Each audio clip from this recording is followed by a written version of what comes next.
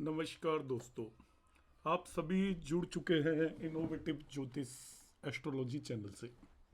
मैं आपका astrology friend doctor Mahesh Joshi आप सभी का अभिवादन करता हूं। आज हम एक बहुत ही गहन विषय पर अध्ययन करने वाले हैं, विवेचना करने वाले हैं। आपने सुना होगा कि कौन सा प्लैनेट किस राशि में उच्च का होता है और किस राशि में नीच का होता है, मगर इसका कोई सटीक कारण आपको बताया नहीं जाता। मैंने भी कई जगह पर रिसर्च किया, कई जगह पर पूछा, कई जगह पर खोज की, मगर इसका कोई ऐसा कारण कोई बता नहीं पाया कि क्यों कोई प्लेनेट कहीं पर उच्च का होता है और कहीं पर नीच का होता है। तो मेरे एक लंबे समय के अध्ययन के बाद मैं किसी निष्कर्ष पर पहुंच पाया हूं, और वो निष्कर्ष मैं आपके साथ शेयर करना चाहता हूं आज। इस मेरा जो निष्कर्ष है, मेरी जो रिसर्च है, मेरा जो अध्ययन है, उसमें आप भी परिवर्तन कर सकते हैं, ये मैं आपके ऊपर छोड़ता हूँ। मेरा जो ऑब्जेक्टिव है वो ये समझाना है, ये एक प्रश्न है जो कि मैं जगह जगह पर सुनता हूँ कि यहाँ पर ये प्लेनेट क्यों उच्च का होता है, क्यों नीच का होता है, और उनका जवाब जो हमारे गुरु हैं वो कोई सेटिस्फैक्ट्री वे में नहीं देते, और हम उसे ऐसा कहते हैं कि ये शास्त्रों में दिया हुआ है इसलिए हमें इसे मान लेना चाहिए। तो बात सही है, शास्त्रों में बहुत सारी बातें ऐसी हैं जिनका कोई सटीक कारण हम खोज नहीं पाए।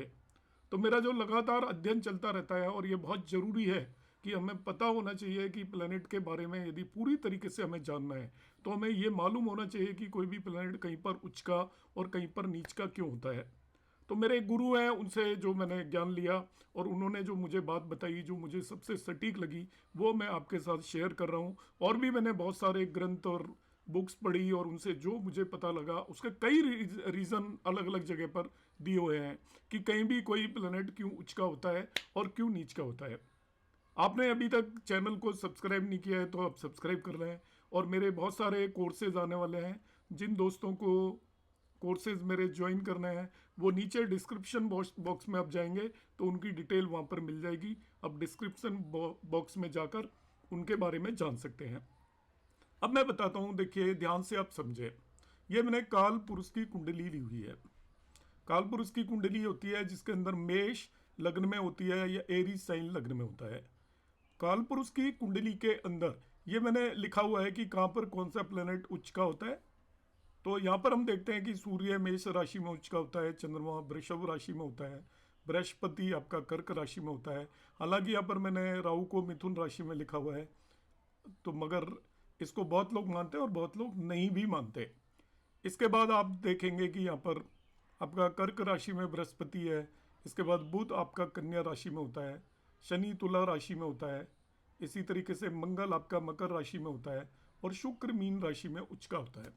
दो दो के पेयर हैं, एक प्लेनेट उच्च का होता है तो उससे अपोजिट राशि के अंदर नीच का होता है। बृहस्पति 4th साइन में उच्च का है तो 10th साइन में नीच का है। अब इसे जरा ध्यान से समझें।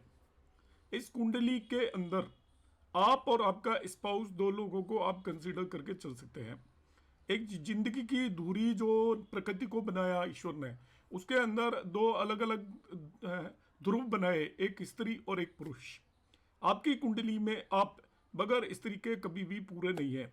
हम इस जन्म में जब पैदा होते हैं तो हम पैदा होते हैं मोक्ष प्राप्ति के लिए, और मोक्ष प्राप्ति के जो हाउसेज हैं वो होते हैं आपके 4, 8 एंड 12। जो चौथा भाव होता है ये आपका मन का भाव है, आपको मालूम है चंद्रमा का भाव है। तो ये मन के मोक्ष के लिए 4th हाउस की रिक्वायरमेंट होती है। 8th हाउस में हमारी मृत्यु होती है तो 8th हाउस तन का मोक्ष देता है, और 12वां हाउस एक्चुअली आपकी आत्मा को मोक्ष देता है। तो 3 तरह की चीजें हैं जिनसे हमारा शरीर बना होता है। एक होता है हमारा तन, मन और आत्मा। तो ये तीनों भाव जो है आपकी कुंडली के अंदर, काल पुरुष की कुंडली के अंदर 4, 8, 12, ये आपके मन को बताता है, ये आपके तन को बताता है और ये आपकी आत्मा को बताता है। तो मन को संतुलित करने के लिए मन पर जिसका अधिकार होगा वो आपका ज्ञान होगा। मन पर जिसका अधिकार होगा, मन को जो कंट्रोल करेगा वो ज्ञान होगा। तो जहां पर ज्ञान जिसको दिया जा सके, आपको ज्ञान आत्मा को नहीं दिया जा सकता। ज्ञान आपके शरीर को नहीं दिया जा सकता, ज्ञान आपके मन को दिया जा सकता है, आपके दिमाग को दिया जा सकता है। और दिमाग का कारक चंद्रमा होता है, उसका भाव यहाँ पर 4 होता है, उसकी राशि कर्क राशि 4 है। तो बृहस्पति ने अपना ज्ञान देना है और ज्ञान ग्रहण करने की जो कैपेसिटी है वो आपके चंद्रमा या यहाँ पर उसको 4 साइन में बोलते हैं। तो इसीलिए बृहस्पति क्योंकि अपने ज्ञान या अपनी सलाह को आसानी से दे सकता है, और उसे सलाह किससे देनी है, मन ने उसकी सलाह को मानना है। तो बृहस्पति सबसे ज़्यादा कंफर्टेबल होता है, सबसे आरामदेह होता है इस स्थिति के अंदर, इसलिए बृहस्पति 4 साइन के अंदर उच्च का माना गया है। यहाँ पर एक दूसरी चीज जो बड़ी ही जरूरी है, सूर्य को 1 साइन के अंदर उच्च का क्यों माना गया है। आप देखिए सूर्य राजा है, किंग है, तो सूर्य वो ऐसी स्थिति में जाएगा जहां पर सबसे ज्यादा ऊर्जा होनी चाहिए, सबसे ज्यादा गति होनी चाहिए और सबसे ज्यादा अथॉरिटी होनी चाहिए। तो आप देखिए आपकी कुंडली के अंदर मेष राशि आपके सिर को रिप्रेजेंट करती है, आपके शरीर के अंदर जो सबसे तेजवान जो चीज है उसको रिप्रेजेंट करती है। इसके अलावा मेष राशि फुल एनर्जी को रिप्रेजेंट करती है, मेष राशि फुल अथॉरिटी को रिप्रेजेंट करती है। तो सूर्य आपकी आत्मा का कारक होने के साथ साथ, आत्मा का मतलब भी ऊर्जा ही होती है, आप ध्यान से समझे तो आत्मा और कुछ नहीं होती, वो ऊर्जा होती है। जब आपके शरीर से आत्मा निकलती है तो ऊर्जा निकलती है। आत्मा का कारक होने के साथ साथ सूर्य राजा है आपका प्लेनेटरी सिस्टम का। तो वो राजा आपका 1 साइन में, ऊर्जा वाले साइन में अपने आप को कंफर्टेबल मानेगा, सबसे ऊपर नंबर 1 पर वो अपने आप को रखना चाहेगा। तो जो भी आपकी 12 राशियों में सबसे पहले जो राशि आती है उस पर्टिकुलर राशि के अंदर, क्योंकि ऊर्जा भी है, वो अग्नि तत्व की राशि भी है, अथॉरिटी की भी राशि है, चलायमान राशि भी है, तो वहां पर वो अपने आप को कंफर्टेबल समझता है सबसे ज्यादा, और इसलिए वो वहां पर उच्च का होता है। इसी तरीके से यदि मैं आपको समझाऊं कि मंगल फिर 10 साइन में उच्च का क्यों होता है, बहुत लोगों का ये सवाल आता है कि मंगल अपने शत्रु ग्रह शनि की राशि में उच्च का क्यों है। अब इसको आप समझें कि हम कहते हैं कि कंप्लीमेंट्री, पूरक स्थिति हमेशा कंफर्टेबल होती है। मंगल भी अग्नि का कारक है, मंगल एक गर्म ग्रह है जिसे हम हॉट प्लेनेट मानकर चलते हैं। अब हॉट प्लेनेट कंफर्टेबल कहां पर होगा, जो 10 साइन है, यदि आप 10 नंबर की राशि के अंदर जाएंगे, मैं आपको चंद्रमा, बुध और मंगल तीनों का मैं आपको बताता हूं। चंद्रमा आपका चंचल ग्रह, लगातार चलायमान है। इसी तरीके से मंगल पूरी एनर्जी से भरा हुआ है। बुध आपका बुद्धि है जो कि चलायमान है, वो भी स्थिर नहीं है। अब आप ध्यान से देखें, मैंने मंगल को सबसे पहले लिया था, मंगल को मैंने कहा कि अग्नि तत्व का प्लेनेट है, सबसे हॉट प्लेनेट है, और 10 साइन में जाओगे ये आपकी स्थिर राशि है। दूसरा ये राशि है आपकी शनि की, जो शनि आपका ग्रह है वो वायु तत्व को रिप्रेजेंट करता है। और जब आप जाओगे तो 10 साइन हालांकि वायु तत्व को रिप्रेजेंट नहीं करता, मगर ये आपकी स्थिर राशि है। चंद्रमा 2 साइन के अंदर है, वो भी एक स्थिर राशि है। इसी तरीके से 6 साइन जिसमें बुध उच्च का होता है वो भी स्थिर राशि है। इन तीनों ग्रहों को देखो, चंद्रमा मतलब मन चंचल है, चलायमान है, उसको स्थिरता चाहिए। बुध एक बुद्धि है, वो भी चलायमान है, उसे भी स्थिरता चाहिए। इसी तरीके से ये एनर्जी है, मंगल भी एनर्जी है, तो उसको कंटेन करेंगे, स्थिरता चाहिए। साथ ही साथ इसको कंज्यूम होना है, इसको खर्च होना है। एनर्जी कहीं पे भी रहेगी तो वो डिस्ट्रक्टिव होगी, तो एनर्जी कहाँ पर खर्च होगी, ये जो एनर्जी अपने आप को इजीली यूटिलाइज कहाँ कर पाएगी, तो एनर्जी अपने आप को इजीली यूटिलाइज कर पाएगी कर्म भाव के अंदर, कर्म भाव की राशि के अंदर एनर्जी खर्च हो पाएगी। इसलिए यहाँ पर जो मंगल है वो 10 साइन के अंदर कर्म भाव की राशि के अंदर आपका अपने आप को कंफर्टेबल समझता है, क्योंकि मंगल के अंदर अथाह एनर्जी है और एनर्जी का कंजम्पशन 10 साइन के अंदर ही पॉसिबल है। साथ ही साथ जिसके अंदर अथाह एनर्जी है वो अस्थिर है और वो अपने आप को स्थिर जगह पर ले जाना चाहता है। इसी तरीके से चंद्रमा अस्थिर है, लगातार चलता रहता है। चंद्रमा लगातार इसलिए चलता रहता है, उसकी ख्वाहिश है कि उसे स्थिरता मिले, एक स्थिति से दूसरी स्थिति, तीसरी स्थिति में जाएगा, मगर वो सबसे कंफर्टेबल होगा जब स्थिर फिक्स्ड राशि 2 6 10 फिक्स है, फिक्स राशि में जाकर वो अपने आप को कंफर्टेबल चाहेगा, क्योंकि चंद्रमा की इच्छा ही है जिंदगी में कि उसको स्थिरता मिले। आप देखते हो कि लोग मेडिटेशन करते हैं, मेडिटेशन किस लिए करते हैं, वो स्थिरता चाहते हैं। इसी तरीके से बुध अपनी ही राशि में स्थिर है, 6 साइन के अंदर कंफर्टेबल होता है, क्योंकि ये फिर बुद्धि भी चलायमान है, चंचल है, आपको पता है यूथ है, यंग यूथ को रिप्रेजेंट करता है बुध भी। तो बुध भी उस जगह पर जाकर कंफर्टेबल होगा, उसे भी स्थिरता चाहिए। इसी को मैं अब एक दूसरे तरीके से भी एक्सप्लेन करने की कोशिश करूंगा यहाँ पर। शुक्र और आपने बृहस्पति को आप दूसरे तरीके से भी मैं आपको एक्सप्लेन करता हूं। देखिए, बृहस्पति और शुक्र आपके मोक्ष की 3 राशियां, 4, 8 और 12। 4 आपका मन का मोक्ष है और 12 आपका आत्मा का मोक्ष है। तो दोनों जो आपके शुभ ग्रह हैं, दोनों देवगुरु, जो देवगुरु और राक्षसों के गुरु हैं, बृहस्पति और शुक्र, आप देखिए दोनों जल तत्व की राशियों के अंदर एक्सोल्टेड या उच्च के होते हैं। साथ ही साथ दोनों आपके मोक्ष त्रिकोण की राशियों के अंदर उच्च के होते हैं। तो बेसिकली बृहस्पति का कंसेप्ट क्या है, बृहस्पति चाहता क्या है? बृहस्पति एक देवगुरु है जो कि कंफर्टेबल कहाँ होगा? उस जगह पर जाकर कंफर्टेबल होगा जहां पर मोक्ष की प्राप्ति हो सके। इसी तरीके से शुक्र को हालांकि हम लग्जरी का कारक मानते हैं, मगर वो बहुत बड़े देवगुरु हैं, वो गुरु हैं, उनकी नॉलेज असीमित है, बृहस्पति से भी ज्यादा नॉलेज है उसके अंदर। शुक्र के अंदर वो ताकतें हैं जो कि बृहस्पति के अंदर भी नहीं है, क्योंकि शुक्र गुरु है तो उसको इस बात की जानकारी है कि हमारा अल्टीमेट पर्पस मोक्ष की प्राप्ति है। इसीलिए भी शुक्र मोक्ष की प्राप्ति वाले 12 साइन के अंदर एक्सोल्टेड है। आपका क्वेश्चन आएगा कि 8 साइन में क्यों नहीं एक्सोल्टेड है? तो 8 साइन बेसिकली मोक्ष है ही नहीं। 8 साइन तो आपके तन का मोक्ष है, शरीर का मोक्ष है, जिससे आपकी आत्मा का कोई लेना देना नहीं। इसलिए 8 साइन में कोई भी प्लेनेट उच्च का नहीं होता। अब मैं इसका आपको एक दूसरा पर्सपेक्टिव बताता हूं कि ये जिंदगी जो है इंसान 2 धुरियों से बना है, एक वो पुरुष और दूसरा स्त्री। अब यहां पर यदि मैं इसको लग्न को पुरुष मान लूं सपोज, तो 7वां भाव उसकी स्त्री होगी।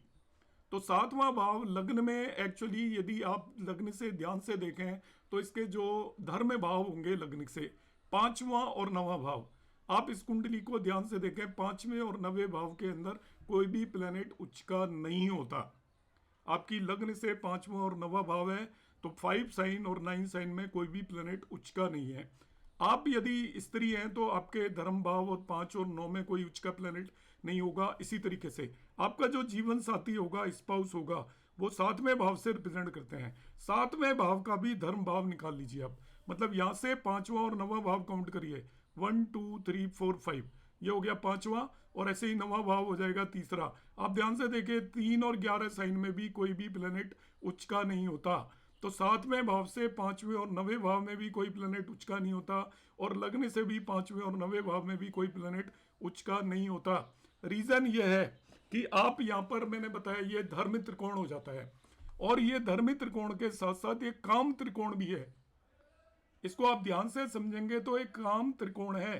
3, 7, 11 जो राशियां हैं ये आपके काम भाव को रिप्रेजेंट करती हैं। 3, 7, 11 राशियां ये काम को रिप्रेजेंट करती हैं। 1 और 7 साइन में तो प्लेनेट उच्च के हैं, मगर 3 और 11 में नहीं है, 5 और 9 में नहीं है। मैं आपको उसका रीजन बता रहा हूँ, क्योंकि हमारी इंसान की जो उत्पत्ति होती है इस जन्म के अंदर, वो इंसान की उत्पत्ति का जो कॉज है वो मोक्ष प्राप्ति है। हम बार बार जन्म लेते हैं, फिर मरते हैं, फिर जन्म लेते हैं, मगर हमारा ऑब्जेक्टिव जो है वो ऑब्जेक्टिव है इस जीवन मरण के चक्र से बाहर निकलना, मोक्ष प्राप्ति। तो कोई भी प्लेनेट आपकी कुंडली में 3, 11 और 5 और 9 हाउसेज में क्यों नहीं उच्च का होता है? 8th में भी नहीं होता। तो मैं 8th के बारे में पहले ही बता चुका हूँ। 8 आपकी बॉडी को रिप्रेजेंट करता है, तो बॉडी आपकी बार बार हर जीवन में खत्म होती जाती है, फिर नया जन्म ले लेती है। इसलिए 8th हाउस से आपको बेसिकली शारीरिक मोक्ष मिलता है, मगर ओवरऑल मोक्ष मिलेगा आपको केवल 4थे और 12वें भाव से। फिर तीसरा और 11वां और 5वें और 9वें भाव में कोई भी प्लेनेट उच्च का क्यों नहीं होता, क्यों नहीं कंफर्टेबल होता? क्योंकि हर एक प्लेनेट को एक जिम्मेदारी दी हुई है। आपके कुंडली के जितने भी ग्रह हैं उनकी जिम्मेवारी है कि आपको उन कर्मों पर डालें जिससे कि आपको फाइनली मोक्ष प्राप्त हो। तो आप पहला हमारे जीवन का ऑब्जेक्टिव, आपको अलग अलग लोग अलग अलग बताते होंगे, मगर हमारे जीवन का जो ऑब्जेक्टिव है वो मोक्ष प्राप्ति है, इसके अलावा कुछ भी नहीं है। तो उस मोक्ष प्राप्ति के प्रोसेस के अंदर हम छोटे होते हैं, बड़े होते हैं, कर्म करते हैं, संतान पैदा करते हैं, और इसके बाद हम चले जाते हैं। तो हमारा ऑब्जेक्टिव मगर मोक्ष प्राप्ति होता है। कुछ लोगों को इसकी जानकारी हो जाती है और कुछ लोगों को पूरे जीवन में जानकारी नहीं होती कि वो इस पृथ्वी पर आए क्यों हैं। तो 3, 11 और 5 और 9 में क्यों नहीं प्लेनेट उच्च के होते हैं? अब ध्यान से समझें इसको जरा। ये काम भाव है, काम। तो 3, 7, 11 काम भाव है, लग्न से 3, 7, 11 काम भाव है। 3 जो काम है वो पुरुष का काम होता है, पराक्रम दिखाना। 11 जो काम होता है वो स्त्री का काम होता है, सोसाइटी, सोशल सर्विस में आपका अपने आप को खपा देना, सोसाइटी के अंदर खपा देना, दूसरों को प्राप्ति होना। स्त्री से प्राप्ति होती है, पुत्र को प्राप्ति होती है, पति को प्राप्ति होती है, पिता को प्राप्ति होती है। तो ये आपका गेन भाव है, लाभ भाव। तीसरा और 11वां भाव, इसलिए इनको अशुभ भाव भी माना गया है। तो ये अशुभ भाव है क्योंकि ये आपको काम के अंदर लगाएंगे। अब 7वां भाव दोनों स्त्री पुरुष का कंबाइंड काम भाव है। 7वें भाव में स्त्री और पुरुष दोनों मिलकर आपका कंबाइंड काम करते हैं, और ये आपका एक शुभ कार्य होता है जो 7वें भाव से हम कार्य करते हैं। ये एक्चुअली दूसरे पर्सन को बर्थ देता है 7वें भाव का काम, जिससे कि वो मोक्ष को प्राप्ति कर सके। इसलिए आप देखिए 7वें भाव के अंदर शनि उच्च का होता है, क्योंकि ये एक्चुअल कर्म भाव है। आप जिस 10वें भाव को बोलते हैं वो कर्म भाव है, कर्म अलग है और काम अलग है। तो 7वां भाव जो काम भाव है, तो 7वें भाव से तीसरा भाव पुरुष का काम है, 11वां भाव स्त्री का काम है। जब स्त्री और पुरुष दोनों मिलकर जब काम करते हैं तो वो काम जो होता है वहां पर शनि उच्च का होता है, और वो कर्म आपको मोक्ष प्राप्ति में हेल्प करता है, क्योंकि हम संतान की उससे उत्पत्ति होती है, और संतान की उत्पत्ति से भी आपको मोक्ष प्राप्ति में हेल्प मिलती है। क्योंकि शास्त्रों में कहा गया है कि जब तक आप अपनी संतान को पैदा नहीं करोगे तब तक आप अपने कर्मों से मुक्त नहीं हो पाओगे। इसलिए 7th हाउस में उच्च का रखा गया है। अब मैं आ जाता हूं यहाँ पर, यदि मैं इसको इसके स्पाउस के भाव को मानूं, तो स्पाउस को यदि 7वें भाव को मैं लग्न मान लेता हूं, तो देखिए ये जो आपका 9वां भाव है ये उससे तीसरा हो गया, और जो 5वां भाव है उससे 11वां हो गया। तो जो आपका लाइफ पार्टनर है उससे तीसरा और 11वां भाव है यहाँ पर, ये फिर अशुभ भाव हो गए उसके लिए। तो आपकी कुंडली के अंदर यदि मैं इसको पलट दूं, लग्न से मानूं तो तीसरा और 11वां भाव आपके काम भाव हो गए, और 7वें भाव से मानूं तो वो आपके स्पाउस के काम भाव हो गए, आपके दूसरे रूप के काम भाव हो गए। आपका पूरक रूप होता है, एक इंसान के 2 रूप होते हैं। हम यहाँ पर हम कहते हैं कि जो हिंदू संस्कृति या सनातन संस्कृति के अंदर स्त्री और पुरुष को 2 शरीर और 1 आत्मा माना गया है। 2 शरीर और 1 आत्मा का कंसेप्ट आप जब यहाँ पर समझेंगे, ये आध्यात्मिक और थोड़ा गहन सोच वाली विद्या है, तब आपको समझ में आएगा कि हम अकेले नहीं होते। इस जिंदगी के अंदर हम 2 लोग मिलकर अपनी जिंदगी गुजारते हैं। आप अपने आप पर इसको लगा कर रखना। तो हम ही एक स्त्री है और हमारी आत्मा जो हमारी अर्धांगिनी है वो है। तो पहला भाव और 7वां भाव हम दोनों को मिलकर जीते हैं। तो पहले भाव के जो आपके कर्म स्थान है, वो सॉरी काम भाव है 3 एंड 11, वहां पर कोई भी प्लेनेट उच्च का नहीं होगा। और इसी तरीके से आपका जो 7वें भाव के काम भाव होंगे वो आपका 5वां और 9वां भाव होगा, वहां पर भी कोई प्लेनेट उच्च का नहीं होता। उसका रीजन क्या है कि इन कामों की वजह से, इन भावों की वजह से हमें कभी भी मुक्ति नहीं मिलती। इन भावों की वजह से हम इस सांसारिक जीवन में फंसे रहते हैं लगातार, और सांसारिक जीवन में फंसे रहने की वजह से हम उन कामों को कर नहीं पाते जिन कामों की वजह से हमें मुक्ति मिल पाए। और 8वां भाव केवल आपके देह को मुक्ति देता है। इसलिए आपकी कुंडली के अंदर आप देखोगे कि 3 साइन, 11 साइन, 5 साइन और 9 साइन के अंदर कोई भी प्लेनेट उच्च का नहीं होता। दूसरा मैंने आपको बताया है कि जो भी आपके चलायमान या मूवेबल प्लेनेट हैं वो स्थिर राशियों में ही उच्च के होते हैं। उम्मीद है आपको मेरा ये कंसेप्ट अच्छा लगा होगा। आपको जैसा भी लगा होगा अपने विचार आप जरूर रखें, और आपको वीडियो पसंद आया हो तो इसे आप बिल्कुल भी शेयर करना ना भूलें, क्योंकि एक ऐसी जानकारी है जो कि बहुत रेयर है। मुझे कहीं से ज्ञान प्राप्त हुआ, मैंने आपके साथ शेयर किया है। उम्मीद है आपको अच्छा लगा होगा। नमस्कार, धन्यवाद।